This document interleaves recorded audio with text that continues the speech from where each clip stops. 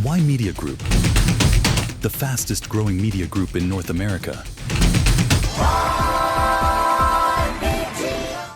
Why don't we start with the British Columbia? I think British Columbia, I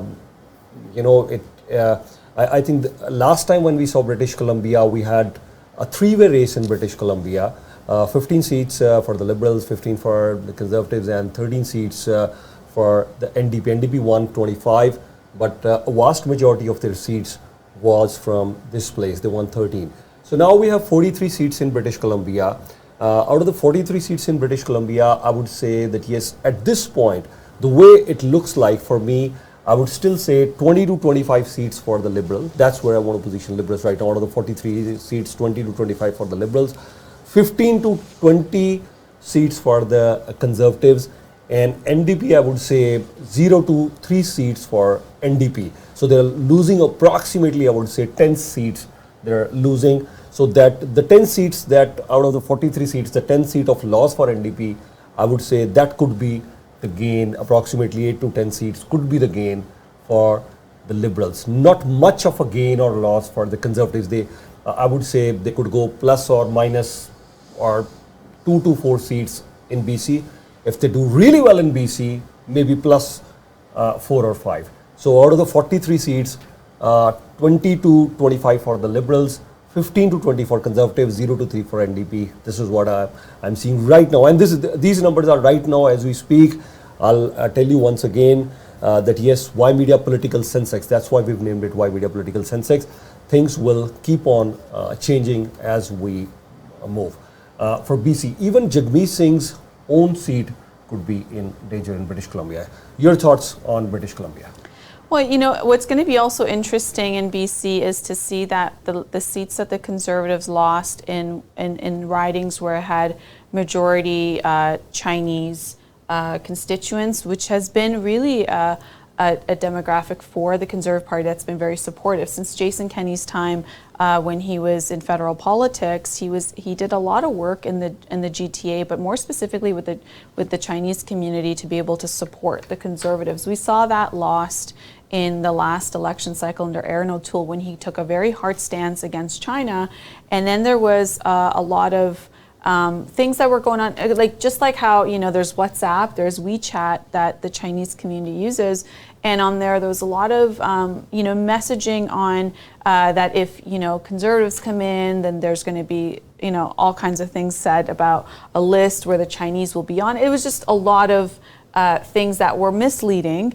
And so therefore the Chinese voter base stayed home and didn't come out the same way. So we saw all the ridings like, Markham Unionville, that is, 70% Chinese, where Conservative MP Bob Soroya had won 2 terms, and even Alice Wong in British Columbia, they all lost their seats because of how the Conservatives lost the Chinese community. So, there's, and I'm talking about it this way because, there are ethnic groups that will support specific parties throughout election cycles until things change. And we saw that happen in the last election cycle when Aaron O'Toole was leader of the Conservative Party. So, Jagmeet Singh's not doing so well, right? Because we know that right now, because tariffs are top of mind. We know Donald Trump's a massive factor since he became president.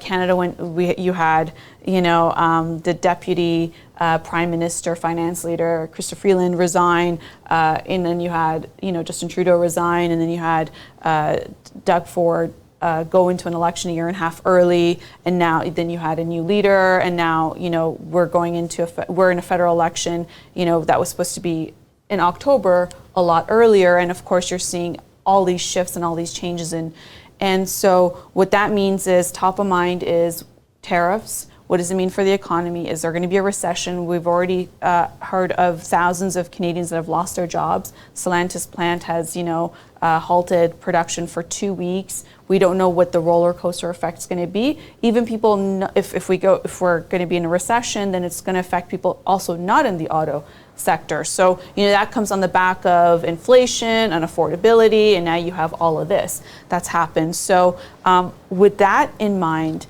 it's important to look at who are going to be the leaders that could form majority. It's either going to be Liberal or it's going to be Conservative.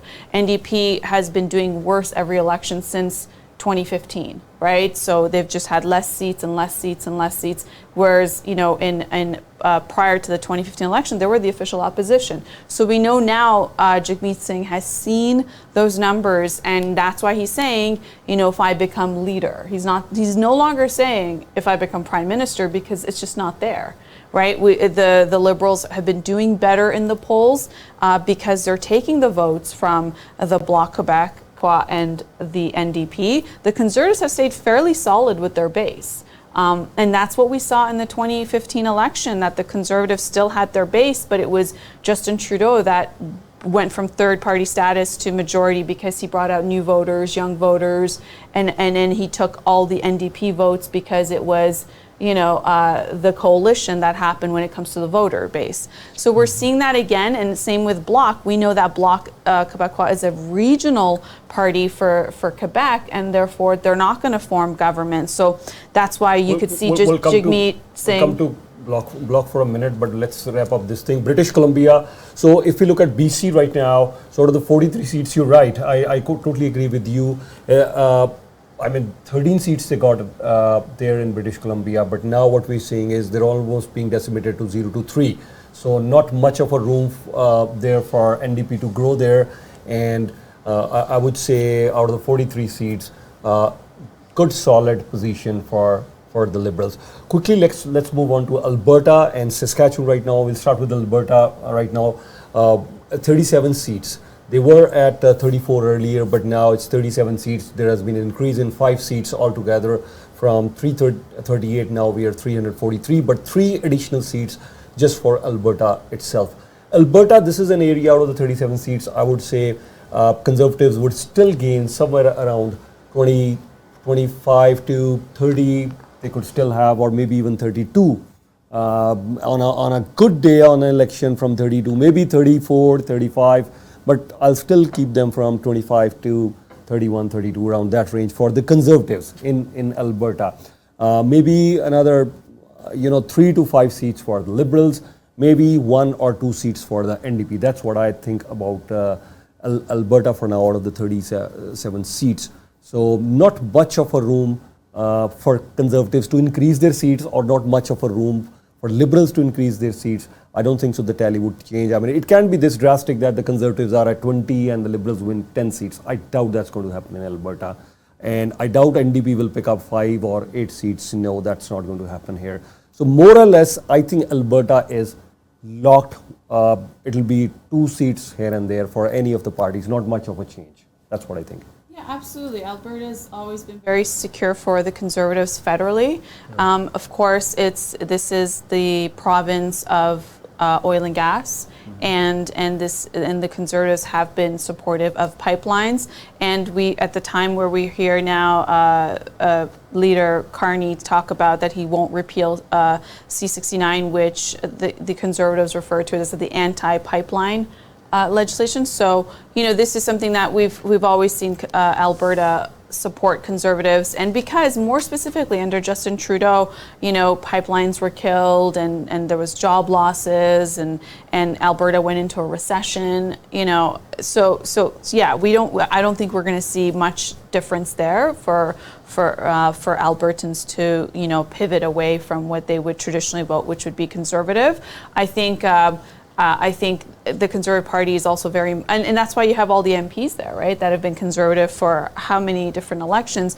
But I think Conservative Party, because it has Conservative MPs, is also very mindful of Alberta potentially going through a referendum when it comes to their province, and the oil and gas sector is very important to them. So Ottawa pays a lot more attention to that if it's a Conservative government, which is what's believed by the constituents. Yeah, I won't take much time. Quickly touching upon Saskatchewan. Saskatchewan has 14 seats, almost a clean sweep by the Conservatives most of the time there out of all the 14 seats for Saskatchewan.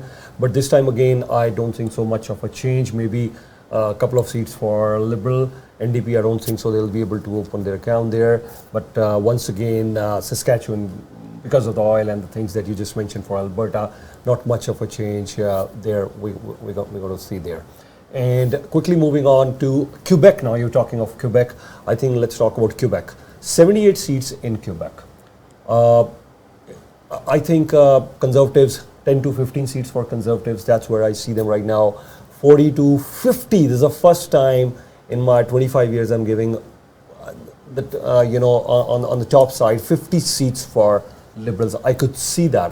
That could happen. But maybe I would say 38, 35, 38, 40, 45, or maybe they could touch 50 as well.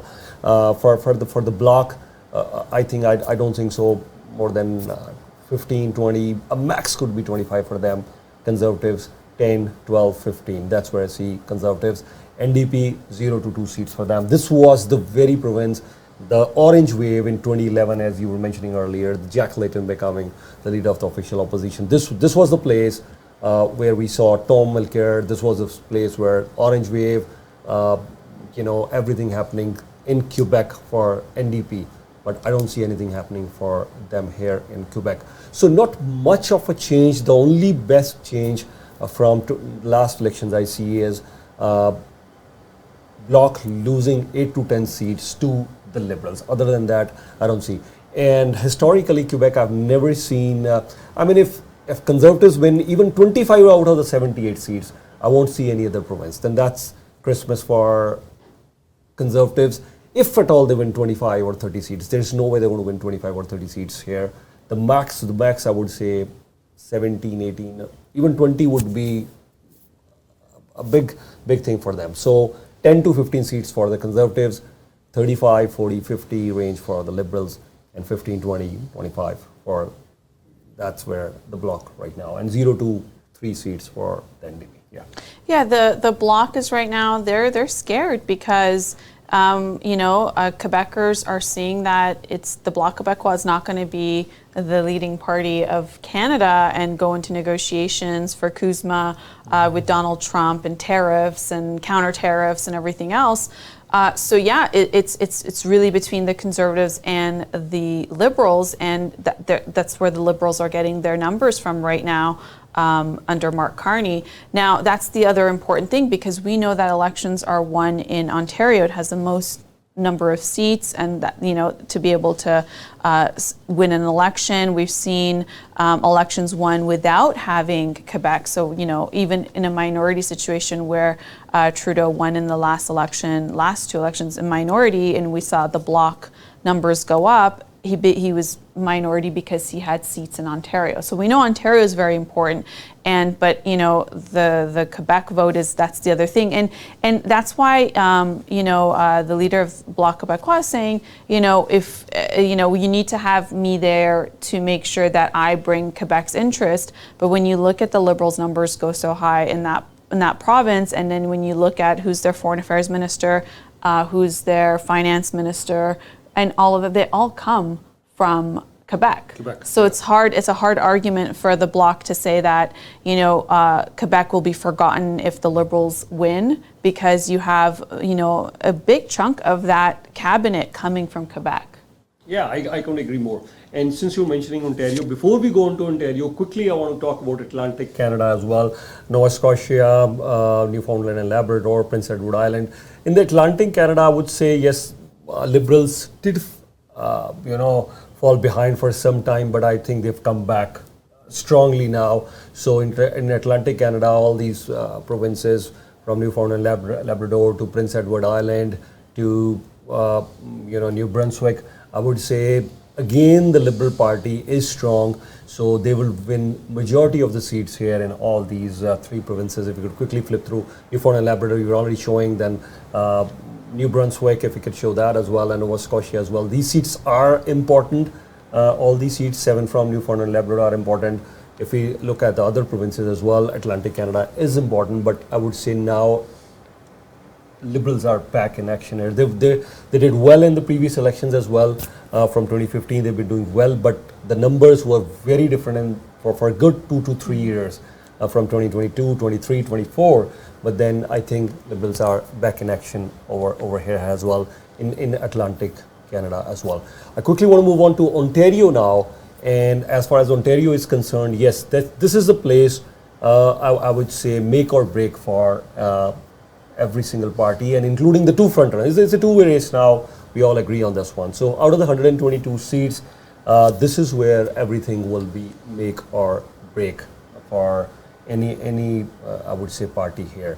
So currently, I would say Liberal Party 60, 70, 80, or even 85. I mean, 60 to 85, 60 to 80. I would give or take 60 to 80 seats, I would say, for the Liberals right now, and Conservatives, I would say 30 to 45. That's where their position, 30 to 45, right now. Yeah.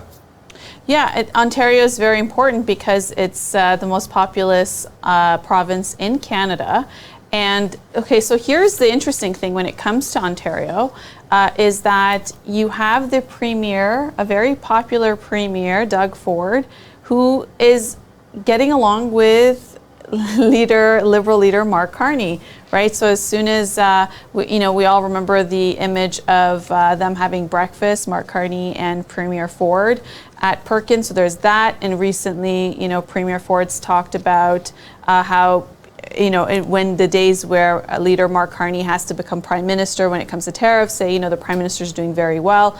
So, you have that, which is, high on top of mind of why is it that the premier of Ontario, a conservative premier, not necessarily having a relationship or supporting the conservative federal leader, Pierre Poilievre. So that's really raised some, concern there. And so when it comes to Ontario, this is key battleground. We know that under Stephen Harper, when he won the majority back in 2011, it was all the 905s, right? Did really well in York Region. And we saw that lost in the subsequent elections where the York Region has gone Liberal, and even seats that I was saying with the Chinese community and some of Markham seats lost to the Liberals that were carried by the Conservatives for, a couple of elections or so. So this is also a very key battleground of, what does it mean? That's why we're seeing, Pierre Poilievre, the Conservative leader, do a lot of events in Ontario. But, traditionally, and that's why we also see Jagmeet Singh come along to Ontario, because there are those seats in the downtown core that are NDP, whether, on a provincial or a federal level, and he needs to be able to secure those as well. So it's very critical to be able to watch what's going to happen in Ontario. And of course, we know that some of the candidates that were no longer candidates that were removed from either side, whether it's Liberal or Conservative, came from some of those ridings in Ontario. So that's a very quick turnaround time to be able to get candidates in some of those seats before there's the Election Canada deadline. So what that means is, as a local candidate, you have to register to be on the ballot with Elections Canada, and there's a deadline. And if that deadline's missed and you're not on the ballot, so there you go. So if you're not the candidate on the to put your documents in with Elections Canada, then you're not going to be on the ballot and you can't get the vote. So there's that quick turnaround time because the Conservatives lost 4 candidates. I think the Liberals are at 3. Yeah. There's a change, but I guess after Monday, that's not going to be a situation. Yeah. So since you're mentioning Ontario, and I want to talk here at Ymedia Political Sensex, where do we stand in GTA? Because I think this is the place in Ontario, out of the 122 seats, if at all things would change, if at all the Conservative have to form the government, this is the place they need to work very hard. Why I'm saying this is the place? Mm-hmm. Because in Quebec, they can do whatever. The maximum change would be 5 seats. That's it. There's no way they're going to get 25 seats. And for Liberals, that's the start. 25 or 30 seats is the start for Liberal. This is the maximum Conservative can go. Even in 2011, they won only 5 seats when Conservatives won a majority. So I have not seen them winning 20 seats there in Quebec. So there is no way anything much can be done. So talking about British Columbia, not much of a change there.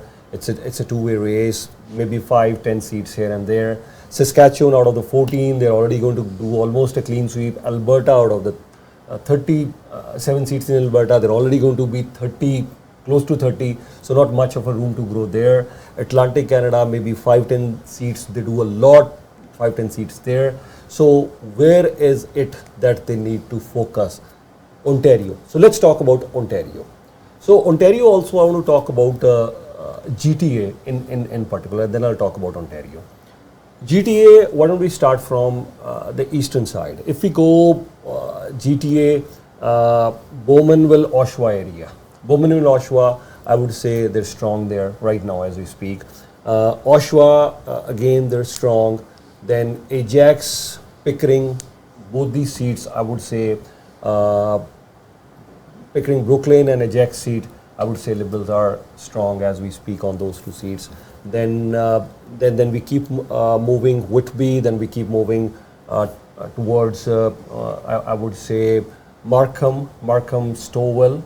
I still see Liberals strong in that area. You keep moving Scarborough, I would still say most of the Scarborough seats, Scarborough, Guildwood, Scarborough River, most of the Scarborough seats, I still believe that Liberals are still strong there. You have to come all the way till for the next strong seat for the Conservatives till Thornhill. Thornhill is one seat, Liberal, Conservative safe seat, that's the seat I still see. Go a little bit north, Kinguan, that is one seat, I would say a good fight between the Conservatives and the Liberals. Kinguan, that's where I see. You move to Vaughan, Woodbridge, again I would say Liberals are a bit strong over there. Richmond Hill, they have 2 seats now, Richmond Hill South. Richmond Hill South, I will still say Liberals are going to be strong there. And if you go on Richmond Hill, Aurora, Oak Ridges, I'd still say, Conservatives maybe have an outside chance, but still Liberals are doing well as we speak. This is Ymedia political census we're talking about today. Quickly moving on from Vaughan, Markham, we've spoken about Scarborough, Oshawa, all these seats now from Vaughan. The next one, Durham, York Durham, again a Conservative seats, I would say. Conservatives are strong in Durham.